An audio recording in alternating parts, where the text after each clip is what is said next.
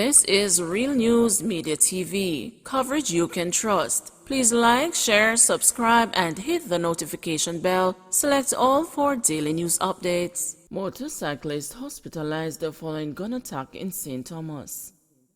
A St. Thomas motorcyclist is now nursing gunshot injuries in hospital after coming under attack yesterday. It is reported that shortly before midday, the man was riding along the Pondside main road in Yallas when it is believed that a vehicle drove up behind him. It is further reported that the occupant then opened gunfire, hitting him several times. The police were called and the injured man was rushed to the Princess Margaret Hospital, where he is admitted in critical condition. Investigators from the Yallas police recovered 6 spent shells at the scene. Westmoreland, a cop shot dead at his bar.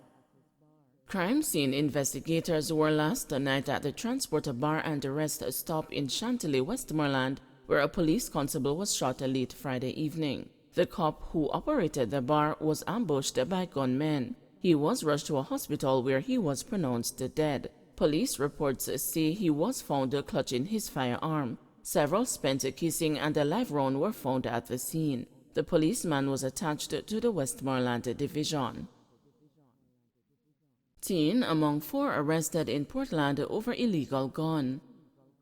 A teen boy is among 4 persons who were arrested in Snow Hill, Portland yesterday in connection with the seizure of an illegal gun. The police say the 9mm pistol was recovered during a raid in the area which targeted illegal firearms and ammunition. The others in custody are 2 women and a man. Superintendent Kenneth Chin, head of the Portland Police Division, indicated that this is the 3rd firearm seized in the parish since the start of the year. In addition to seizures, Chin said the division is experiencing other successes as there is a 57% decrease in serious and violent crimes. The police have been crippling the crime monster by arresting persons who committed serious and violent crimes for 2022. We have also cleared some cold cases, resulting in a 116% clear-up rate. So far, 6 wanted persons and persons of interest have been taken into custody since the start of 2022,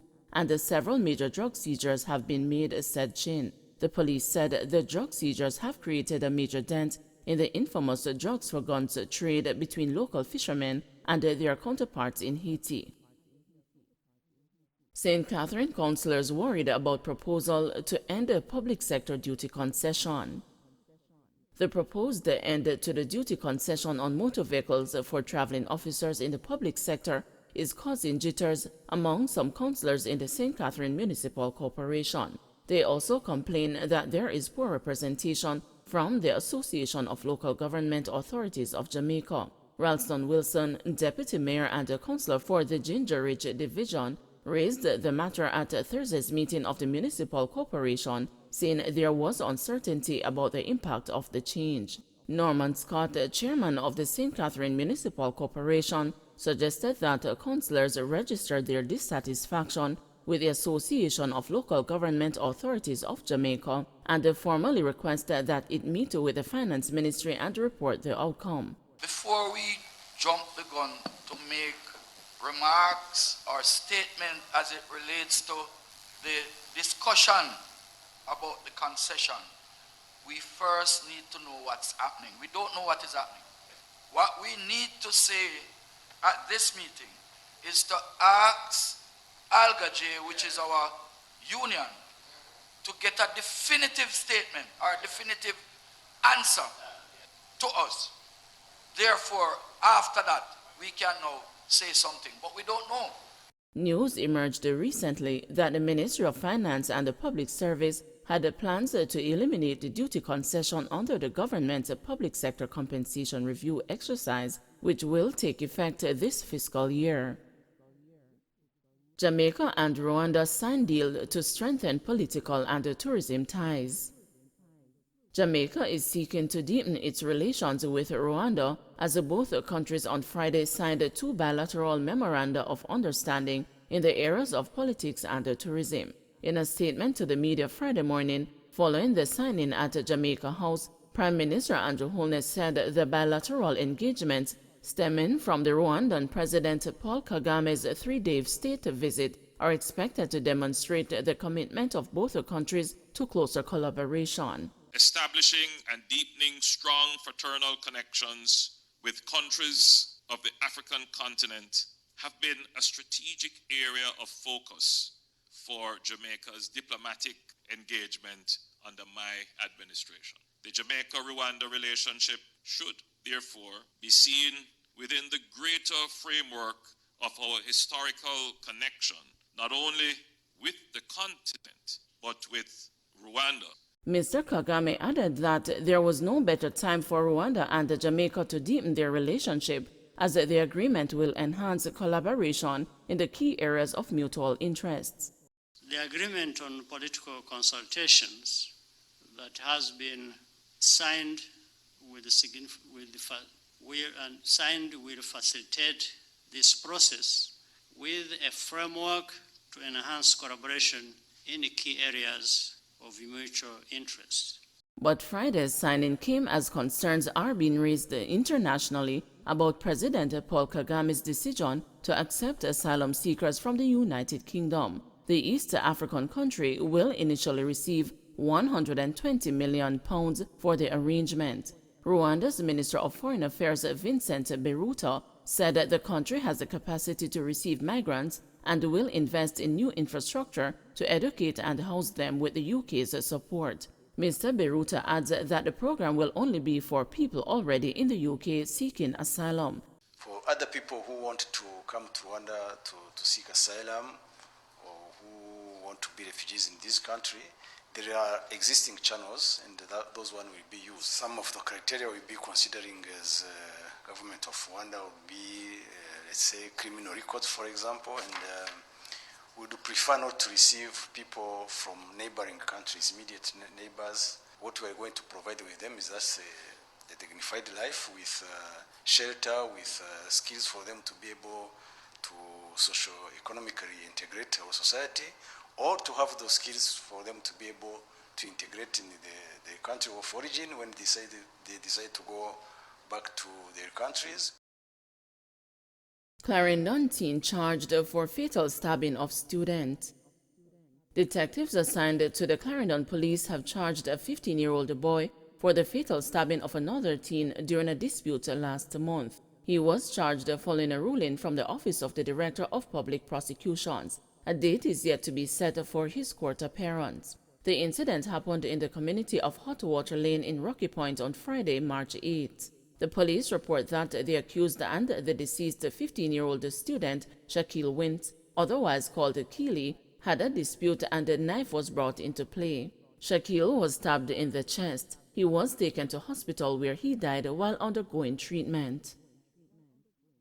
3 wanted men among 49 arrested in St. James. 3 wanted men were among 49 persons arrested by the St. James Police in a recent 14-day search operation across the parish, and several slapped with charges, including murder, shooting, and rape. We saw an increase in serious crimes over the past 2 weeks, and our response was in the form of a search operation, Senior Superintendent Vernon Ellis, who heads the St. James Police Division, told the news yesterday.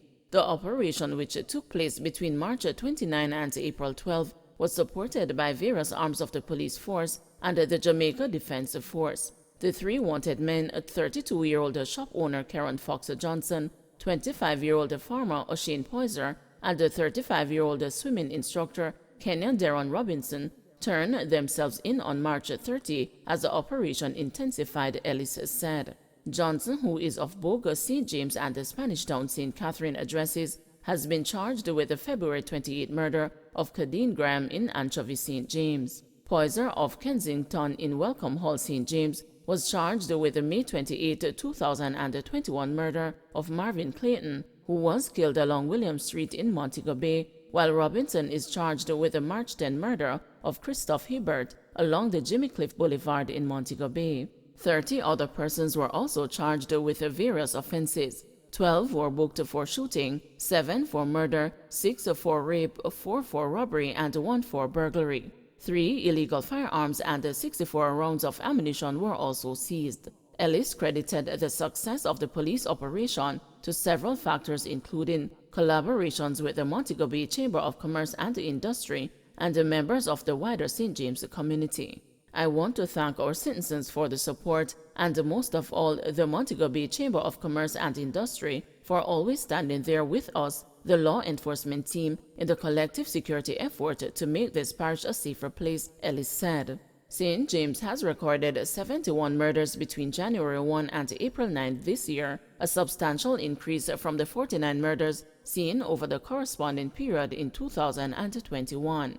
Montego Bay Chamber of Commerce and Industry President Janet Silvero noted the impact of the Chamber's recent security summit, which examined the crime situation in the parish. Obviously, when we come together as a city, we achieve successes that can be long-lasting and sustainable. Our collective security summit that we had recently has literally served as an empowerment to several facets of the city, and because it is not just a one-time thing, but one that we plan to ensure is sustainable, we know that it will have impact and it will encourage others to become involved in crime fighting in the city of Montego Bay and the parish of St. James, said Silvero. People have realized that the security forces cannot do it alone, and the Minister of National Security cannot do it alone. Neither can a Commissioner of Police. Until we come together and unite as a nation, then we will not be able to fight that monster that is called a crime, she added. Don't forget to like, share, subscribe, and hit the notification bell. Select all for daily news updates.